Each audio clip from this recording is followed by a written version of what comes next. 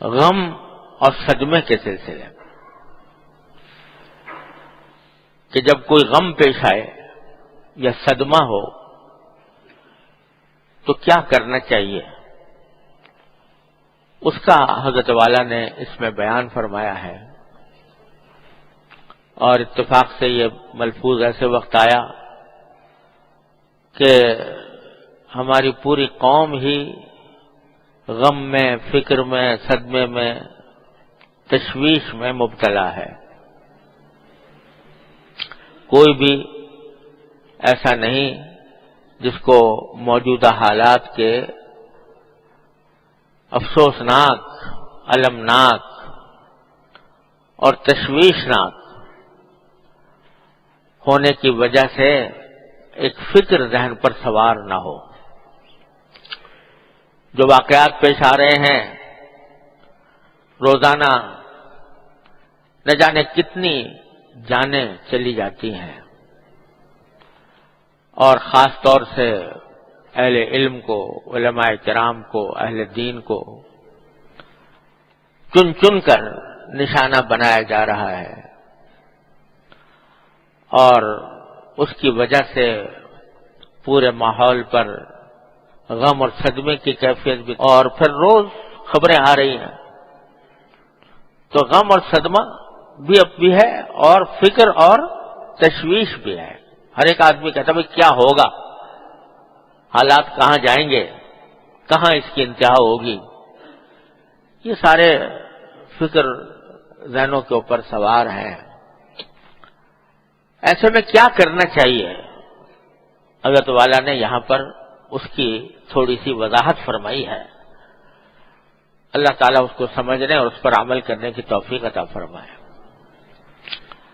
حضرت والے فرماتے ہیں کہ غم اور صدمہ ایک تو غیر اختیاری ہوتا ہے.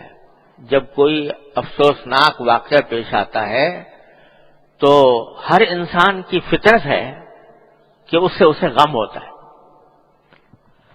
یہ غم کوئی ناجائز گناہ، حرام چیز نہیں، اس کی شریعت میں کوئی ممانعت بھی نہیں. یہاں تک کہ حضرت نے فرمایا کہ غم نبی کریم سرور دو عالم صلی اللہ علیہ وسلم کو بھی پیش آئے، اور ان پر آپ نے غم کا اظہار بھی فرمایا. حضور اقدس صلی اللہ علیہ وسلم کے صاحبزادے ابراہیم کا انتقال ہوا تو آپ کے مبارک آنکھوں میں آنسو آئے، اور آپ نے یہ جملہ بھی فرمایا کہ انا بفراقک یا ابراہیم لمحزونون، اے ابراہیم تمہاری جدائی پر ہم غمزدہ ہیں، ہم غم میں ہیں. تو یہ غم ہونا ایک فطری بات ہے، اس کے اوپر نہ کوئی پابندی ہے، نہ کوئی اس میں گناہ ہے، یہ تو ہونا ہے. لیکن ایک غم وہ ہے کہ جو منع ہے. وہ غم کیا ہے؟ حضرت والا فرماتے ہیں کہ وہ ایسا غم ہے کہ جو بے اختیار انسان کو صدمہ ہوا وہ تو کوئی گناہ نہیں تھا، لیکن اب بیٹھا ہوا سوچ رہا ہے اس کو، اس غم کو، اس کا بار بار سوچ رہا ہے، بار بار تذکرہ کر رہا ہے، بار بار اس کا ذکر کر رہا ہے. اس کا نتیجہ یہ ہوتا ہے کہ جتنی مرتبہ آدمی ذکر کرے گا اتنا ہی غم بڑھے گا.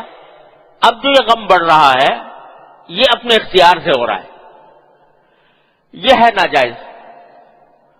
چنانچہ فرمایا کہ جب حضرت موسیٰ علیہ السلام کی والدہ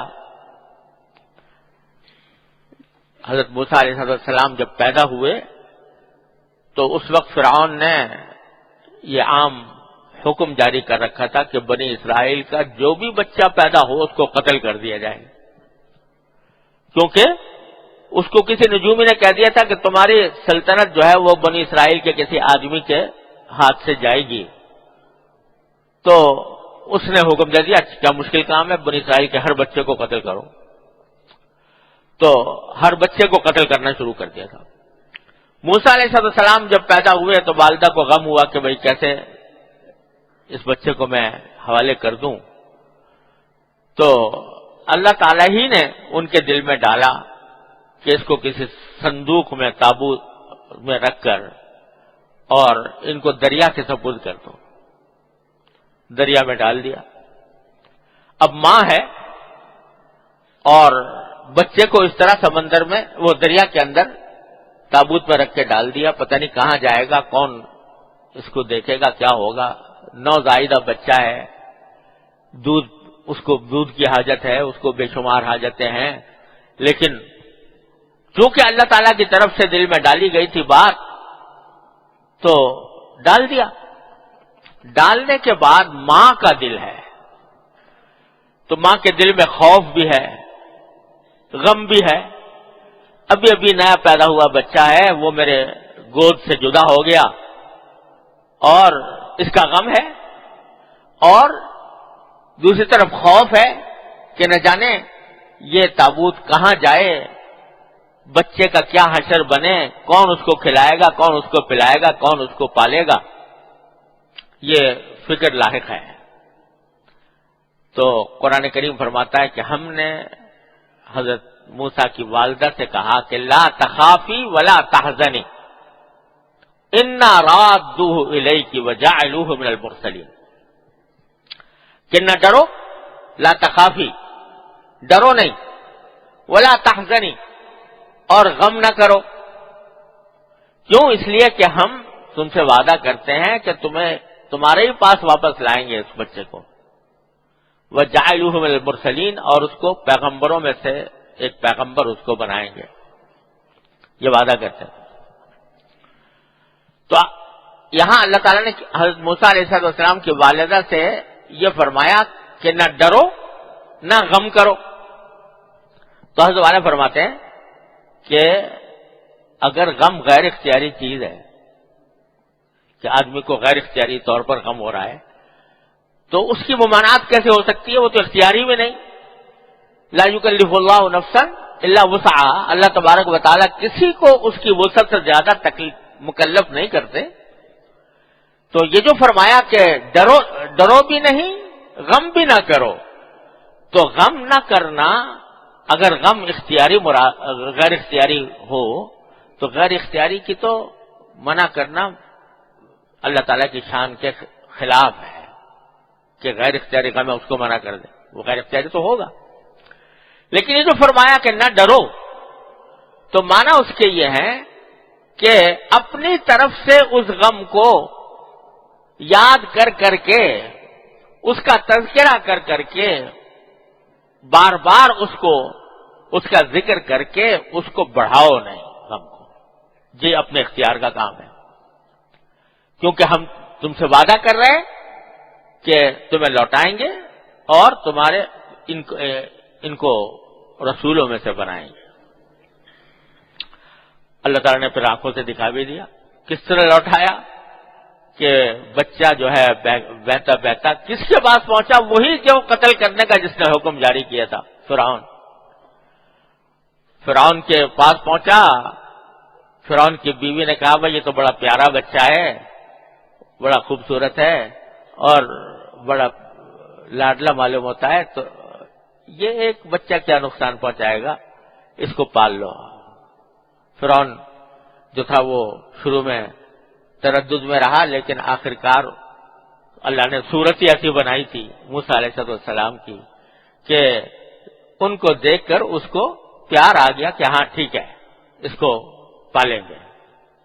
پلے وہاں پر بڑے، دودھ پلانے کی ضرورت پیش آئی تو اللہ تعالیٰ نے ایسا کر دیا کہ وہ کسی اور عورت کا دودھ لیتا ہی نہیں تھا بچہ۔ تو اس طرح وہ جو بہن تھی، قرآن کریم فرماتا ہے کہ جو حضرت موسیٰ علیہ السلام کی بہن تھی، انہوں نے جا کر ان سے کہا کہ بھئی اگر تم چاہو تو ہم ایسی ایک عورت لا کے دے دیں گے تمہیں جس کا یہ دودھ پیے۔ اس طرح ماں کے پاس پہنچ گئے اور ماں کے پاس پہنچ کر رادوہ الیک، اور پھر وہیں پر اللہ تعالیٰ نے پرورش کی، پیغمبر بنایا۔ مسلمان اکثر اس کا واقعہ جانتے ہیں، اور یہ بھی اللہ تعالیٰ کی عظیم قدرت ہے کہ بالکل یہی واقعہ پیش آیا تھا ایک اور موسیٰ کے ساتھ. بنی اسرائیل کا ایک اور بچہ پیدا ہوا تھا، اس کا نام بھی موسیٰ رکھا گیا تھا، اور اس کی ماں نے اس کو دریا میں ڈالنے کے بجائے اس کو پہاڑ کی چوٹی پر لے جا کے رکھ دیا تھا. پہاڑ کے غار میں لے جا کے رکھ دیا تھا. اللہ تعالیٰ نے اس کی پرورش کروائی اس طرح کہ جبریل علیہ السلام اس کے لیے وہ لے کر آتے تھے اور اس کی غذا اس کو پہنچاتے تھے، یہاں تک کہ بڑا ہو گیا. وہ بچہ بڑا ہو گیا تو وہی سامری جادوگر بنا. وہ سامری جادوگر جس نے شرک پھیلایا وہ جادوگر بن گیا. تو اسی لیے کسی نے کہا ہے کہ فموسى الذي رباه جبریل کافر وموسى الذي رباه فرعون مرسل، کہ وہ موسیٰ جس کی پرورش جبریل نے کی تھی وہ تو کافر ہوا، جادوگر بنا، اور جس موسیٰ کی پرورش فرعون نے کی تھی وہ پیغمبر بنا. اللہ تعالیٰ کی قدرت دیکھو، اس کی شان دیکھو، اس کی مشیتیں دیکھو. غرض حضرت یہ فرما رہے ہیں کہ اس سے جو کہا گیا تھا موسیٰ علیہ السلام کی والدہ کو کہ ڈرو نہیں، غم نہ کرو، حالانکہ ڈر کے اسباب بھی سامنے تھے، بچے کو دریا میں ڈال دیا گیا تھا، اور غم کے اسباب بھی سامنے تھے کہ بچہ ماں کی گود سے جدا ہو گیا. تو پھر بھی منع کیا جا رہا ہے. کیا مانا کہ غیر اختیاری جو خوف ہے وہ تو ہوگا، غیر اختیاری غم ہے وہ ہوگا، لیکن اس کو یاد کر کر کے، اس کو تازہ کر کر کے، اس کے تذکرے کر کر کے تم اس کو بڑھاؤ نہیں. یہ اختیاری کام ہے جو ہم لوگ کر رہے ہیں. اس کے بجائے یہی وقت جو ان تبصروں میں گزر رہا ہے، ان تذکروں میں گزر رہا ہے، وہی وقت اگر اللہ جل جلالہ کی طرف رجوع میں گزر جائے، اللہ تعالیٰ کی طرف رجوع، یا اللہ یہ صدمہ پیش آیا ہے، یہ تکلیف پیش آئی ہے، لیکن اے اللہ آپ کی پناہ مانگتے ہیں، اے اللہ ہم کمزور ہیں، آپ کی آزمائشوں کا تحمل ہم میں نہیں، اپنے فضل و کرم سے ہم سے یہ آزمائشیں ہٹا لیجئے. اللہ تعالیٰ کی طرف رجوع کر کے اللہ تعالیٰ سے مانگنا شروع کر دیں تو کیا ہوگا کہ جیسا میں نے عرض کیا کہ قرآن نے شیئن کے لفظ سے اشارہ کر دیا ہے کہ یہ کیفیت ہمیشہ رہنے والی نہیں ہے، یہ جائے گی، انشاءاللہ ضرور جائے گی. اور کسی کہنے والے نے کہا تھا کہ ظلمتوں کا جو بول بالا ہے کوئی سورج نکلنے والا ہے، کہ جب ظلمتیں پھیلتی ہیں، تاریکیاں پھیلتی ہیں تو اللہ تعالیٰ کی سنت ہے کہ سورج نکال دیتے ہیں. رات بعض اوقات لمبی ہو جاتی ہے لیکن سورج نکلتا ہے، اللہ تعالیٰ کی سنت یہ ہے. رات آتی ہے تو دن بھی آتا ہے، اور اللہ تبارک و تعالیٰ ہمیشہ کسی کو نہ مصیبت کی حالت میں رکھتے ہیں اور نہ ہمیشہ خوشحالی کی حالت میں رکھتے ہیں. بالسراء والضراء، کیسے کہ ہم نے لوگوں کو کبھی خوشحالی سے آزمایا، کبھی بدحالی سے آزمایا. تو نہ خوشحالی ہمیشہ رہنے والی ہے نہ بدحالی ہمیشہ رہنے والی ہے. اس واسطے اصل بات یہ ہے کہ اس موقع پر کہ اگر خوشحالی کے موقع پر شکر کر رہے ہو تو سمجھ لو کہ سیدھے راستے پر ہو، اگر بدحالی کے موقع پر رجوع اللہ کر رہے ہو، اللہ تعالیٰ کی طرف رجوع کر رہے ہو تو سمجھو کہ صحیح راستے پر ہو، اور انشاءاللہ وہ دور ہوگی.